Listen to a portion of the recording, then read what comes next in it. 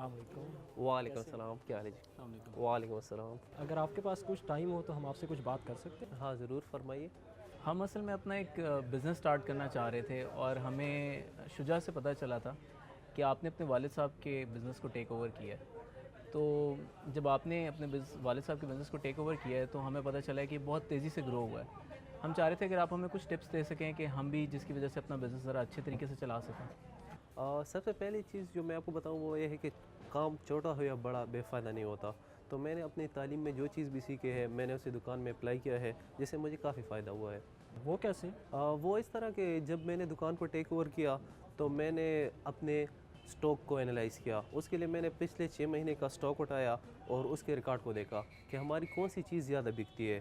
तो मैंने देखा कि हमारा कुस्सा सबसे ज़्यादा बिकता है, तो मैंने उसकी स्टॉक बढ़ा दी, तो उससे काफ़ी फ़ायदा हुआ। Sounds interesting. अच्छा, आप ये बता सकते हैं कि मंथली कितनी सेल हो जाती है खुस्से की? मंथली अगर मैं आपको रफली बता दूं तो इस तरह 4 महीने के हमारे अराउंड 200 पेयर्स कुस्से बिक जाते हैं, तो ये तकरीबन मंथली 50 पेयर्स बन जाते हैं।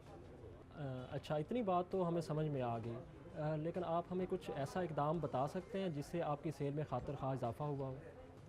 हाँ ज़रूर, एक और बात जो मैं आपके साथ शेयर करना चाहूँगा कि मैंने जब दुकान को टेक ओवर किया तो मैंने इलाके को एनालाइज़ किया कि यहाँ के लोगों के मैंने इस्तात देखी कि वो कितने प्राइसेस अफोर्ड कर सकते हैं। मुझे पता चला कि यहाँ पे कुछ लोग ज़्यादा कीमती ख़रीद सकते हैं, कुछ लोग ज़्यादा कीमतें नहीं ख़रीद सकते। तो मैंने उसके लिए ये किया कि मैंने दरमियानी प्राइस यानी एवरेज प्राइस रखी ताकि सबके लिए अफोर्डेबल हो और सब ख़रीद सके। तो इस तरह से सेल भी बढ़ गई और कस्टमर्स का भी फ़ायदा हुआ। अच्छा, अगर हमें दोबारा कभी आपकी किसी किस्म की मदद की ज़रूरत हो तो ऐसा हो सकता है कि हम दोबारा आपके पास चक्कर लगा सकें? नहीं, कोई मसला नहीं हुआ, बहुत खुशी हुई आपके साथ मिलके, ज़रूर आइए, ये आपकी अपनी ही दुकान है। Thank you so much. चलिए जी, अल्लाह हाफ़िज़, अस्सलाम वालेकुम।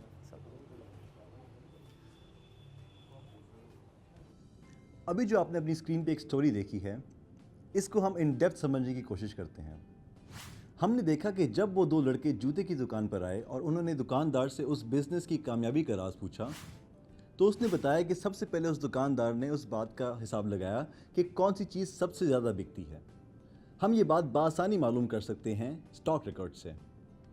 फ़र्ज़ करें कि जनवरी में सबसे ज़्यादा खुस्सा बिका, फरवरी में सबसे ज़्यादा जॉगर्स बिके, मार्च में सबसे ज़्यादा सैंडल्स बिके, अप्रैल में फिर से खुस्से की सेल सबसे ज़्यादा हुई, मई में सेल्स जॉगर्स की ज़्यादा थी और जून में फिर खुस्से की सेल ज़्यादा हुई। अब अगर देखा जाए तो सबसे ज़्यादा सेल हुई खुस्सों की इन सब महीनों में। यानी जो चीज़ एक डेटा में सबसे ज़्यादा रिपीट हो वो उस डेटा का मोड कहलाता है। अब दूसरे नंबर पर दुकानदार ने एवरेज निकाल कर बताया कि वो स्टॉक खरीदता है 200 खुस्सों का और ये स्टॉक तकरीबन 4 महीने ख़त्म होता है, यानी 200 डिवाइडेड बाय 4 इक्वल्स 50। एक महीने में उसके तकरीबन 50 खुस्सों की एवरेज सेल निकलती है। मैथमेटिक्स में इसको एवरेज के साथ साथ मीन भी कहा जाता है। सबसे एंड में जो बात हमने देखी कि दुकानदार ने अपने जूतों की प्राइस को एवरेज प्राइस पर सेट कर दिया ताकि उसकी सेल ज़्यादा बढ़ सके और हर खासो आम खरीद सके। आइए इसके लिए एक कॉन्सेप्ट समझते हैं, मीडियन। हमारे पास स्लीपर्स 120 रुपए के हैं, सैंडल्स 180 रुपए के, खुस्से 250 रुपीज़ के, जॉगर्स 1000 रुपए के एंड कैनवस शूज़ 400 रुपीज़ के। अगर हम इसकी एवरेज निकालें डिवाइडेड बाय 5 तो वो 390 रुपीज़ बनते हैं। लेकिन ये डेटा की एवरेज प्राइस नहीं है क्योंकि ना ये 120 के करीब है ना ये 1000 के करीब है। ऐसी कंडीशन में हम मीडियन निकालते हैं। मीडियन निकालने का तरीका ये है, 120, 180, 250, 400, 1000। इस मिडिल नंबर को हम मीडियन कहेंगे। ये 1000 के करीब तो नहीं, लेकिन ये मेजॉरिटी फिगर के लिए मिडिल नंबर है।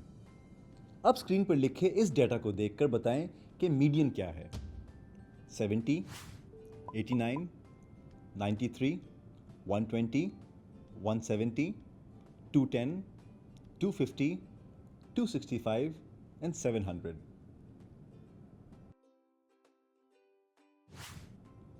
बिल्कुल सही।